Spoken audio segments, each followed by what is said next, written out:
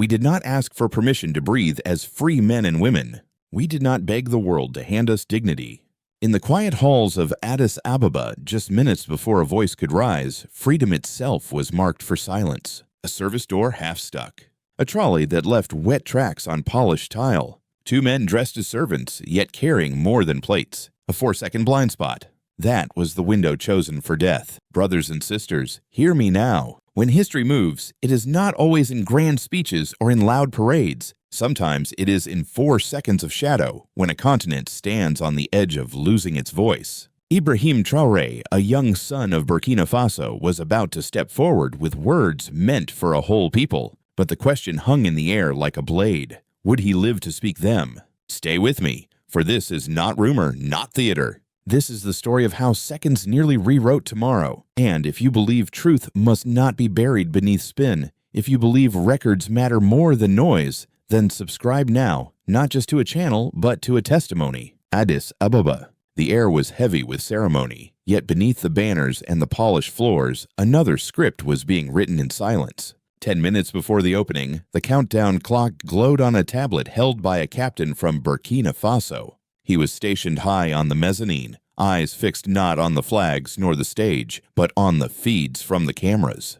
And there it was, a gap. 4 seconds of dead space where a man could raise a rifle, fire, and vanish into applause. My friends, 4 seconds is a blink, but it is also eternity when a nation's breath depends upon it. The captain had not waited for perfection. He waited for patterns, and that pattern appeared in the most ordinary of disguises. A steel trolley pushed by 2 men in catering whites. Once, it appeared at the wrong angle. Twice, it reappeared on a route that did not match the catering sheet. The lids of the trays sat uneven, too heavy, too deliberate. He spoke only 3 words into his secure radio. Eyes on trolley. At that signal, 2 plainclothes Ethiopian officers drifted from a floral display as if they were moving with the decor. A 3rd man, older, calm as stone, stepped directly into the corridor. He let the trolley scrape his shoe. He apologized, smiled, and then looked down. The lids did not sit flat. The gloves on their hands did not belong to waiters. The corridor was a narrow vein leading from the holding room to the stage. To enter it was to enter a kill zone. And at that moment, my brothers and sisters, freedom was balanced on a tray. Then Providence gave them cover. The house light test, normally done 8 minutes before the start, came early by 90 seconds. Bright white filled the corridor, sharp and blinding. In that sudden wash, the old officer moved. A shoulder pinned a wrist. A tray slid sideways, and a barrel, black and silenced, touched the tile. No shots. No screams. Just the sound of radios spitting one encrypted burst. Then silence. In that instant, what could have been the last breath of a president became the first record of an attempt. The men were led without spectacle to a service alcove. Linen carts became walls. Zip ties clicked. Evidence bags unfolded. Every serial was read into a body camera. Chain of custody began before the crowd even knew danger had passed. Upstairs, in the holding room, a staffer nodded to the president. 2 minutes, sir. The applause beyond the door was already rising like a wave, unaware of how close the tide had come to breaking upon silence. And yet, my friends, though the weapons were sealed and the corridor cleared, the question remained, heavier than steel and darker than any blind spot. Who had sent these men, and why did they choose this night to silence a voice meant for the whole continent? The corridor was calm now, but calm does not mean safe. Calm is only the surface when deeper waters are still moving.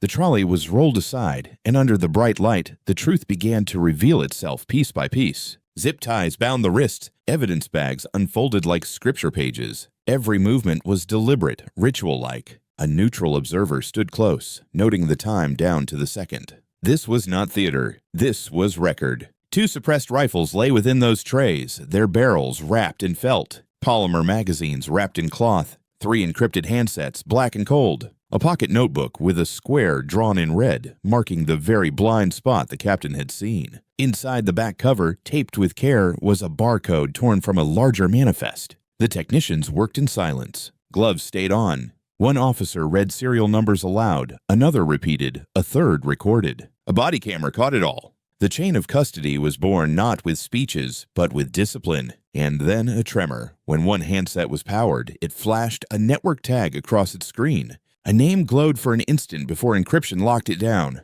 Falcon's Feast. Brothers and sisters, names carry weight. A bird of prey, a feast of violence. Such a name was not written by accident. While the evidence was being logged, the hall above was filling with voices and applause. The contrast was striking: celebration above, silent procedure below.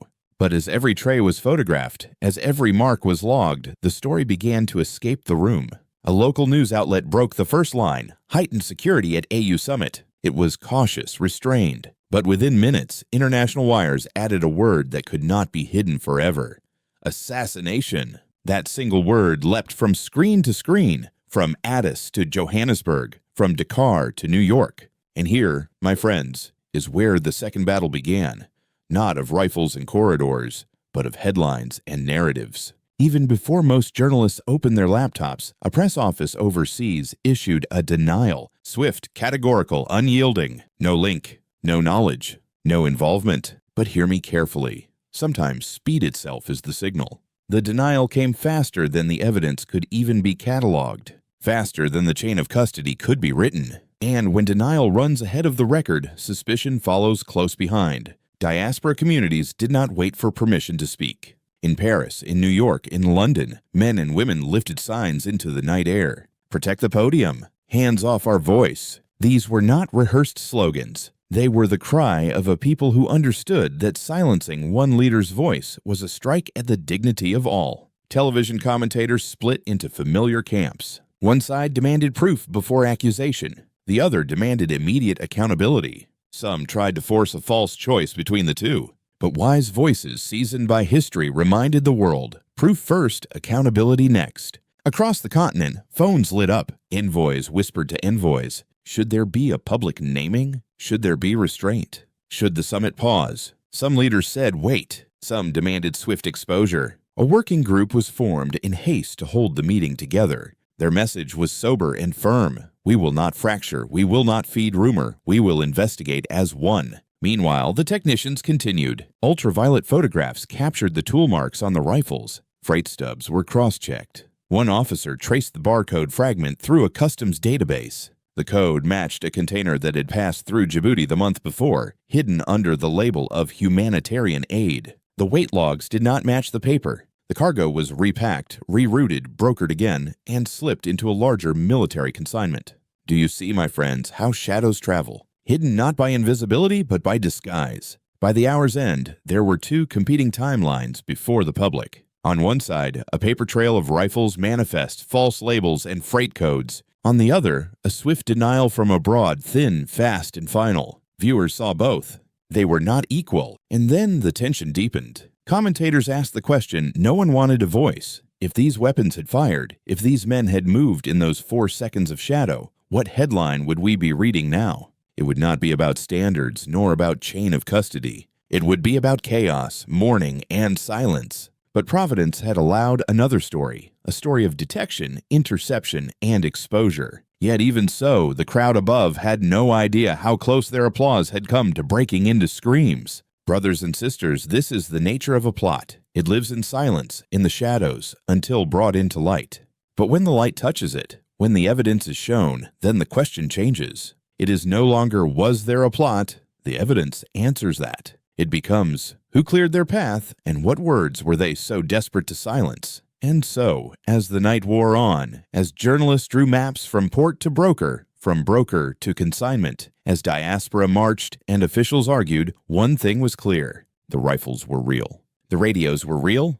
The barcode was real. Someone, somewhere, had prepared to cut short a nation's sentence before it could be spoken. But if the plot was real, who stood behind it? And if denials outran the record, what truth were they trying so hard to bury? When the weapons were sealed and the corridor declared clear, the summit above continued as though nothing had happened. Delegates sat in their rows. Flags shimmered under the lights. Microphones warmed to the sound of introductions. To the watching world, it was ceremony as usual. But in a room below, a different ceremony unfolded. Linen carts had become walls. Evidence lay upon a plastic sheet. Rifles, magazines, encrypted radios, a notebook marked with a red square, a ledger fragment, a freight stub, an insurance rider whose language did not match its purpose. All of it photographed, logged, read aloud, recorded. And in that quiet, a deeper truth whispered, someone with access to corridors and codes wanted to end a voice before it began. My friends, Africa has known silence imposed from outside. It has known coups, it has known shadows, it has known voices cut short. But this moment was different. For the first time in many years, the continent had the chance not simply to mourn an attempt, but to transform it into discipline. The African Union called a closed session. No journalists, no cameras inside, just the delegates, the evidence reports, and the question of what to do. The chair did not allow speeches. He allowed facts. Each delegation received a 2-page brief. What was seized, how it was logged, what would be audited, serial numbers, chain of custody, freight anomalies. It was dry reading, perhaps, but dry reading can save nations from drowning in rumor. Then the floor was given to Ibrahim Traoré. He did not raise his voice. He did not strike the table. He spoke with the calm of a man who had already stood in the shadow of death and chosen dignity over fear. "We will not trade rumor for revenge," he said. "We will trade fear for standards." And then he laid down his proposal, an African security alliance. 5 pillars, plain and practical. Mutual defense, so that when a head of state is targeted, partners respond in hours, not weeks. Fixed clocks, 24 hours to lock a site, 72 for forensic support, 30 days for a joint report. Forensic integrity, dual signatures on all custody forms, mirrored vaults for digital copies, zero tolerance for off-the-record edits.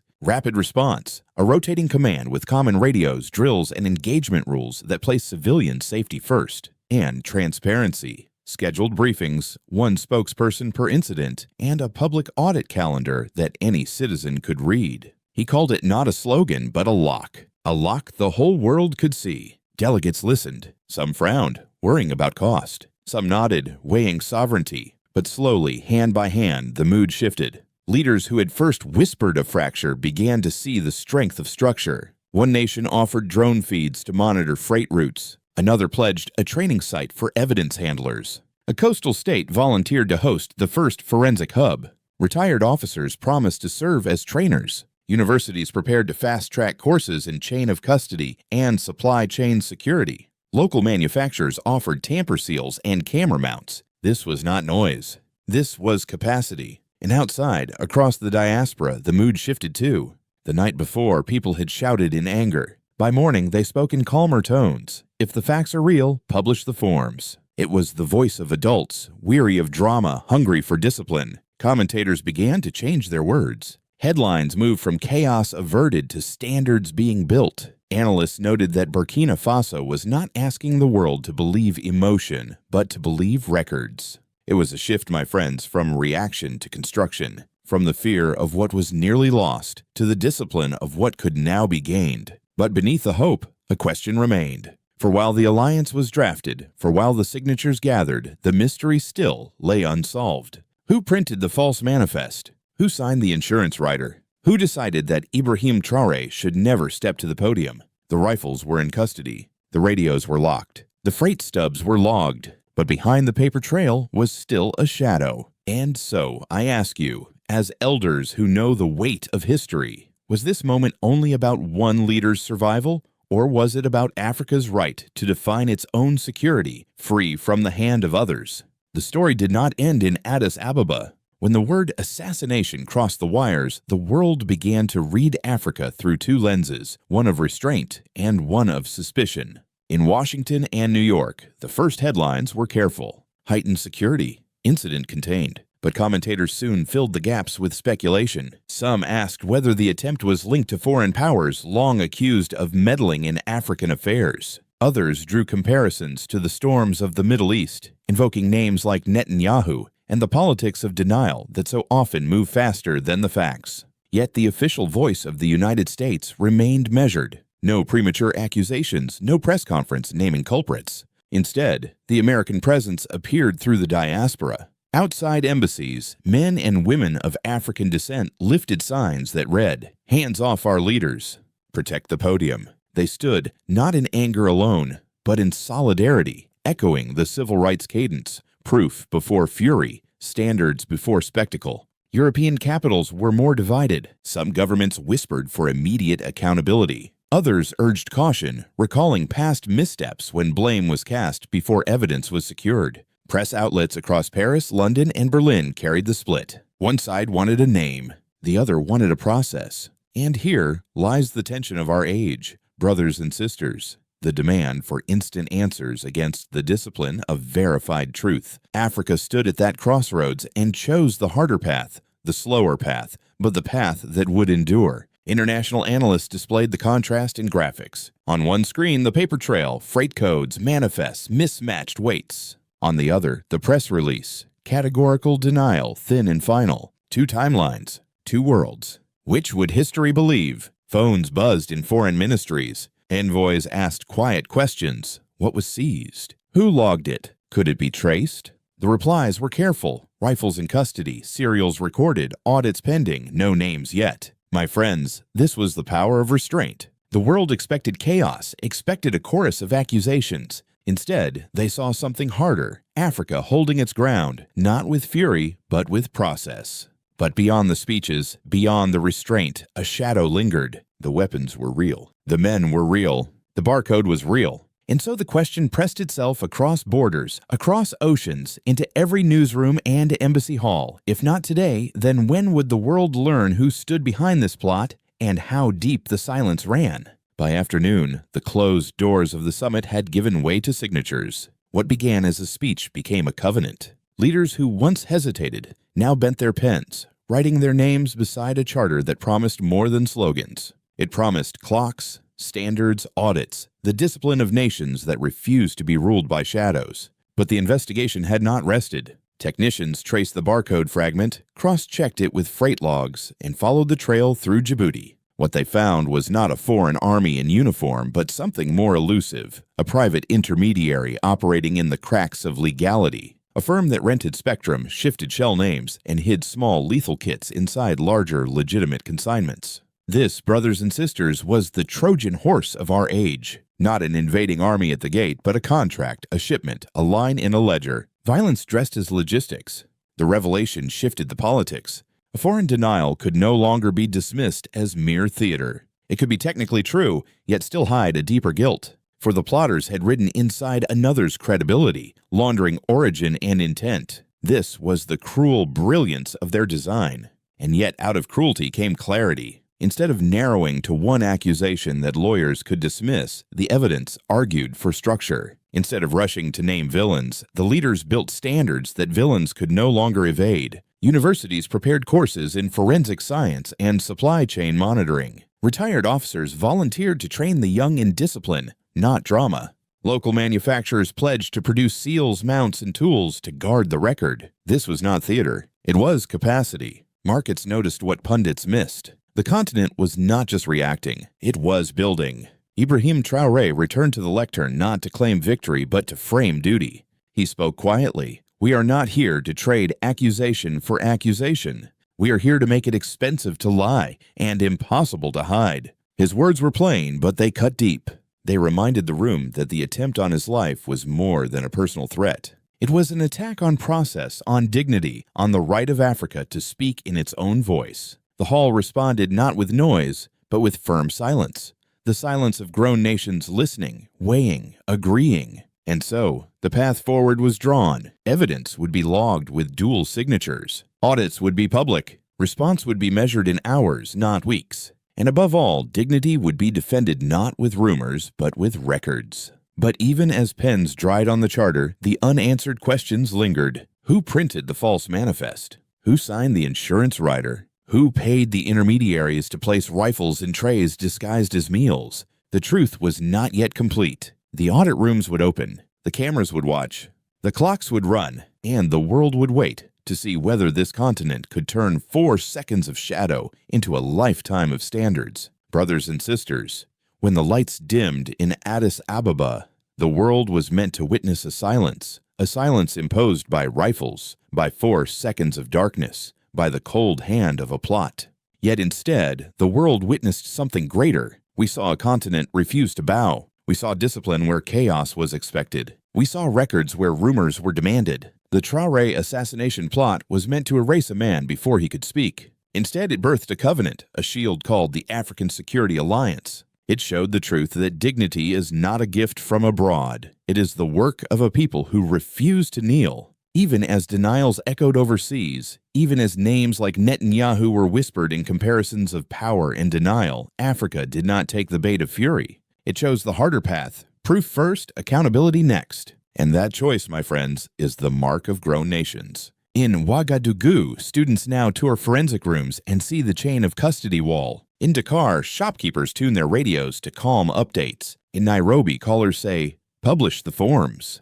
This is how habits of order are born, not in noise, but in practice. And so, I leave you with this truth. The Traoré assassination plot did not break a nation. It strengthened it. It did not shatter a voice. It multiplied it. What was meant to shrink a continent into silence became the seed of standards the whole world can see. If you believe in dignity over noise, in standards over rumors, then let your voice join ours. Subscribe, share, and bear witness. Do not let the record be buried by the spin. And now I ask you, will this new alliance hold firm when the next test comes? Or will the old shadows return, seeking once again to silence the podium? Leave your thoughts below, for history is not written by one leader alone. It is written by the witnesses who refuse to forget.